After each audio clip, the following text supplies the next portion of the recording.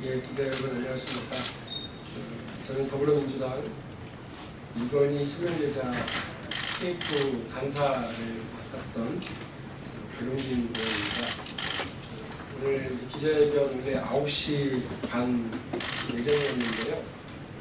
의원님 한 분이 저를 늦어졌으면 기다리다가 먼저 시작하기로 했습니다. 오늘 기자회견에 참여하신 분이 저는 정무위원회 간사 맡고 계시고요. 이번에 실명계좌 TF에 함께 하셨던 이하경 의원님이십니다. 그리고 제 오른쪽으로는 참여연대 집행위원장 맡고 계시고 김경률 회계사 계십니다.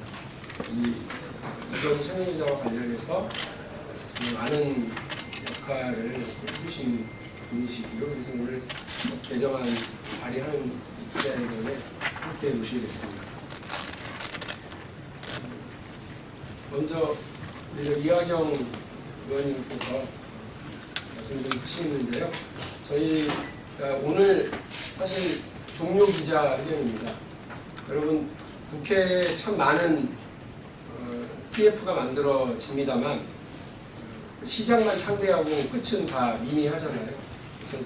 무슨 성과를 냈는지 어떻게 되는지 모른 채로 출범 기자회견으로 다 끝내는 경우가 많은데 저희가 마지막 종료 기자회견을 하게 되는 것에 큰 자부심이 같습니다.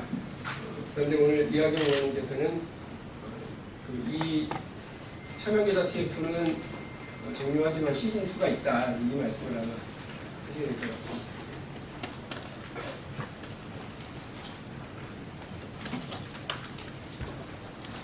네, 더불어민주당 정무위 간사 이하경입니다. 안녕하십니까? 금융실명법 개정안의 의미와 남아있는 과제에 대해서 간단하게 말씀드리고자 합니다.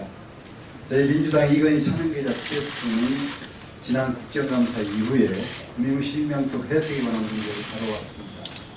이 과정에서 법률의 잘못된 해석을 바로잡아 이건희 회장에게 차등과세와 과징금을 부과하는 성과를 거둔 바 있습니다. 그리고 제정 당시부터 존재했던 법률의 미비점을 개선해 개정안을 이번에 발의하고 있습니다. 계좌의 실제 소유자의 명의를 일치시키기 위한 금융실명제를 완성시키는 개정안이라고 평가할 수 있겠습니다. 정무위 간사이자 TF 위원으로서 개정안이 조속히 국회에서 논의될 수 있기를 바라고 또 열심히 노력하겠습니다. 최근 금감원과 경찰이 이건희 회장의 신규 차명계좌를 상당수 발견했습니다. 하지만 국세청과 정보를 공유할 수 있는 법적 근거가 없어 과세를 못하고 있는 상황입니다. 개정안이 통과되면 추가 차명계좌에 대한 과세가 가능할 것입니다. 부가 제척기간 만료로 인해 과세하지 못하는 경우를 막기 위해서라도 조속한 논의가 필요합니다. 오늘로써 민주당 이건희 차명계좌 TF 1기 활동은 종료됩니다만 아직 남아있는 과제들이 많습니다.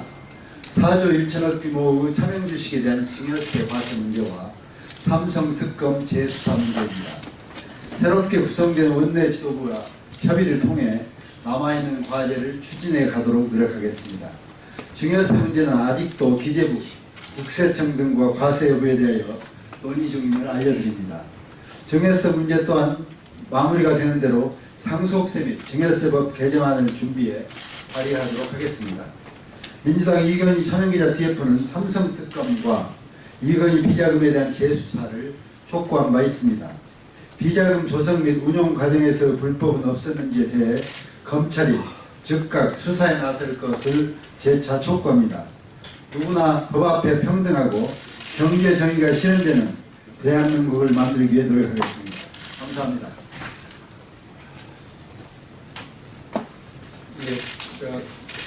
이렇게 참석하셨는데요.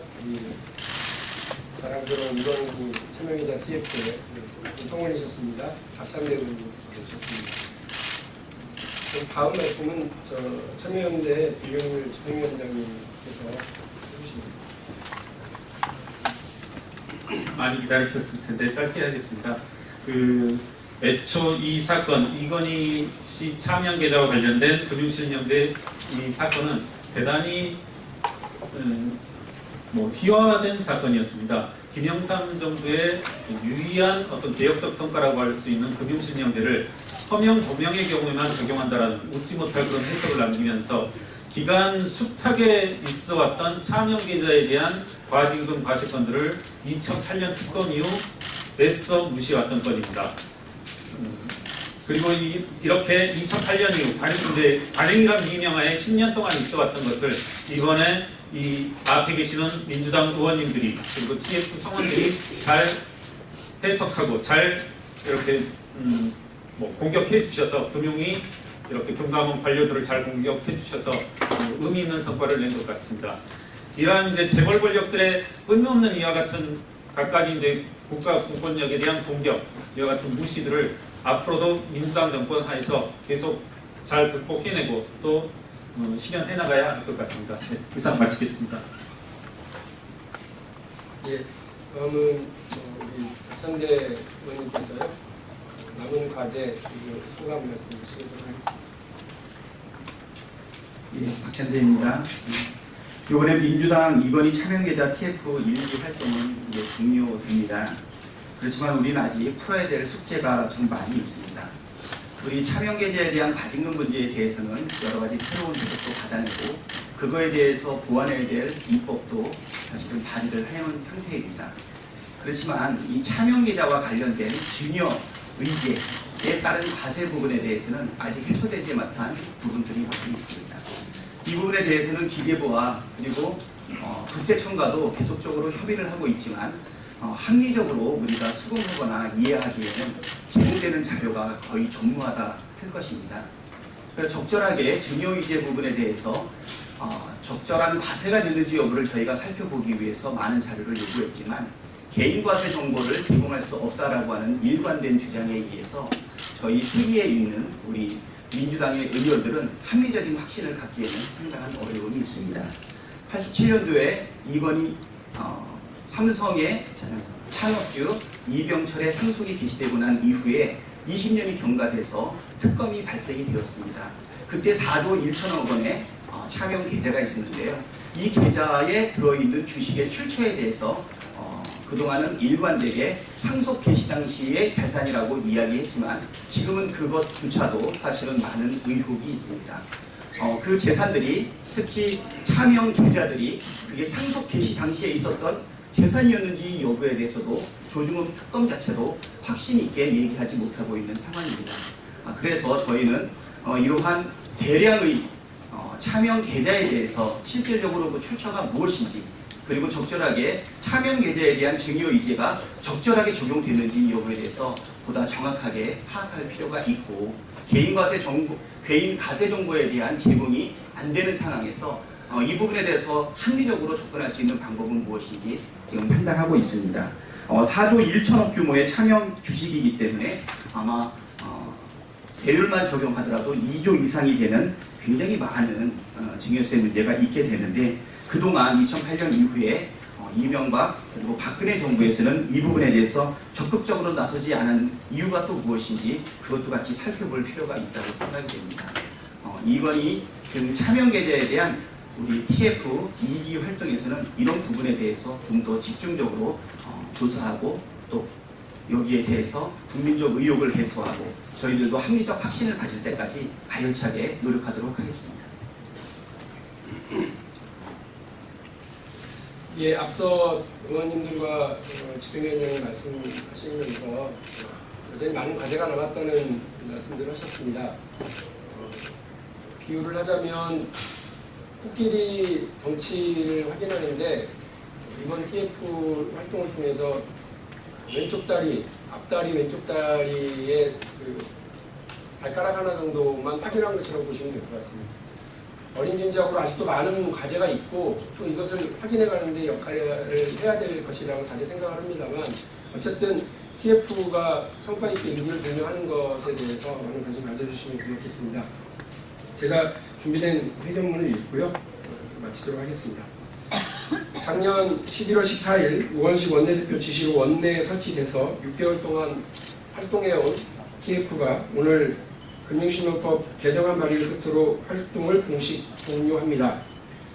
다만 근본 활동 과정에서 드러난 2008년 삼성 특검의 부실 수사 및 삼성 총수 일가의 증여세 논란에 관련된 새로운 의혹에 대한 진상규명은 차기 원내 지도부 구성 이후 적극 조용해 나갈 것입니다. 민병두 의원을 단장으로 하고 정무위 이하경, 박찬대, 박용진 의원, 기재위 김종민 의원, 법사위 금태섭 의원이 참여한 이건희 등 차명계좌 과세 및 금융실명제 제도 개선 TF는 지난 6개월 활동을 통해서 1. 이건희 등 차명계좌에 대한 금융실명법 위반 적용으로 공정과세를 실현했습니다. 2. 이건희의 불법 차명계좌 일부에 대한 과징금 부과를 이뤄냈습니다.